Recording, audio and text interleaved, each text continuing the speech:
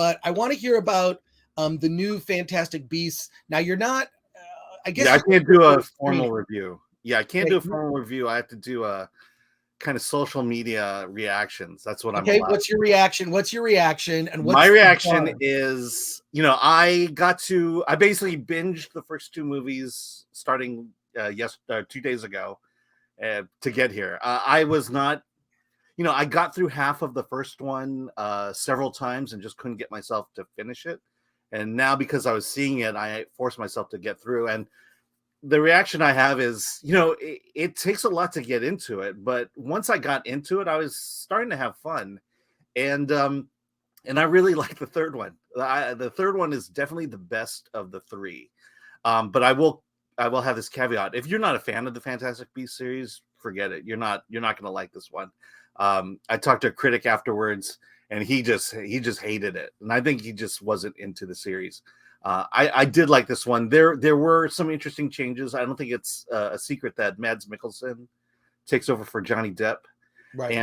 And I believe because of COVID and scheduling that Catherine Waterston was not able to come back as Tina.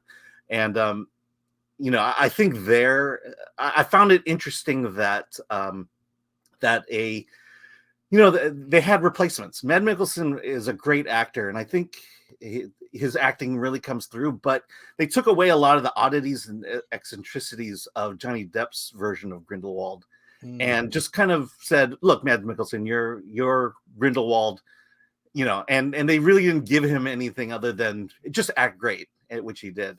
And the person who replaced, she didn't replace Tina. They just brought in a new character, very, somewhat bland.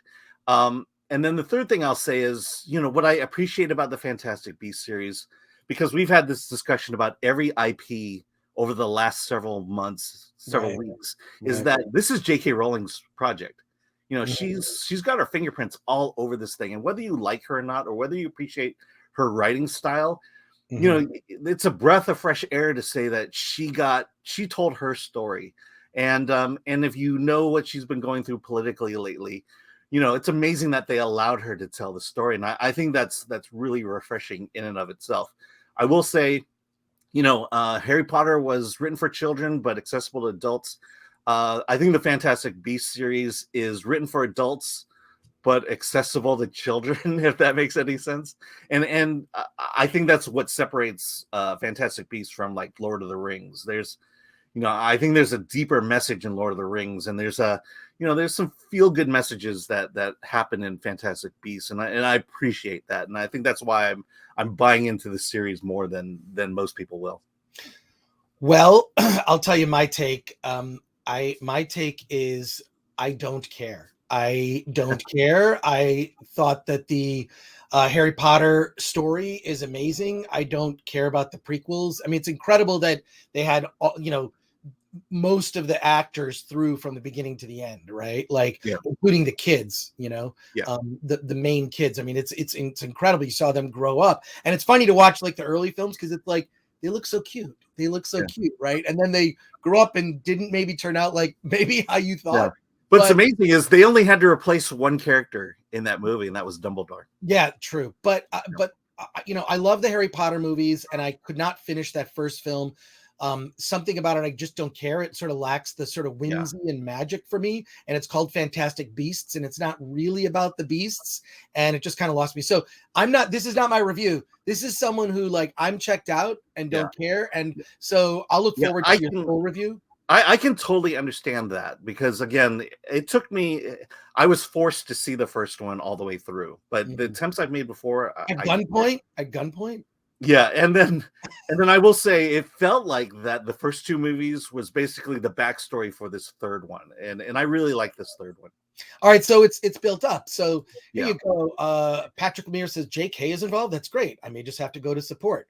So there you go. And it's definitely her story, and there's definitely some commentary. This relationship between Grindelwald and Dumbledore. I don't think it's any secret that they were involved way back in the past. Marcus Bisma says, I like the first Fantastic Beasts. It's quite charming. The second one was a mess. Looking forward to this one. And Fred Turgeson said, what's your favorite? what's your favorite Depp performance that's not based on makeup? And we've got people. Look, I think here's the answer right here. It's Ed Wood, says Ken Bogus. Is that a makeup performance? No. Johnny was great in Ed Wood. I mean, he's sort of an enhanced version of himself, as kind of Johnny Depp always is. But his so-called canceling over the mess with his ex-wife is just sort of, I don't know. One, I feel horrible for me that I know details about their marriage. I'd rather not know.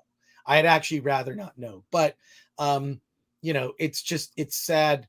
It's sad what happens. So Patrick Lemire says Fantastic Beasts is the definition of light entertainment. Yep, absolutely. It does not have the depth that Lord of the Rings had. And JC counters with Harry Potter is the definition of light entertainment. And Fletcher Williams says Alan was kidnapped to seeing the first, so by the third it must be Stockholm syndrome. Yeah, there could be some validity to that. Yeah. And the Hawk 666 says, I never got into Fantastic Beasts. I don't care for it. And I'm with you. I never got into it. I did not care all that much. I will say Dan Fogler. I mean, somehow he's become him star out of it. And we had a watch party with Dan, who came in late because he was filming something in England at the time. I think he was filming that. So yes, there you go. Movies, film thread.